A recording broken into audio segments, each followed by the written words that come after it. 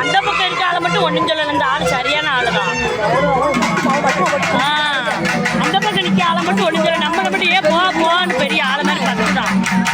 பெரிய இவ மாதிரி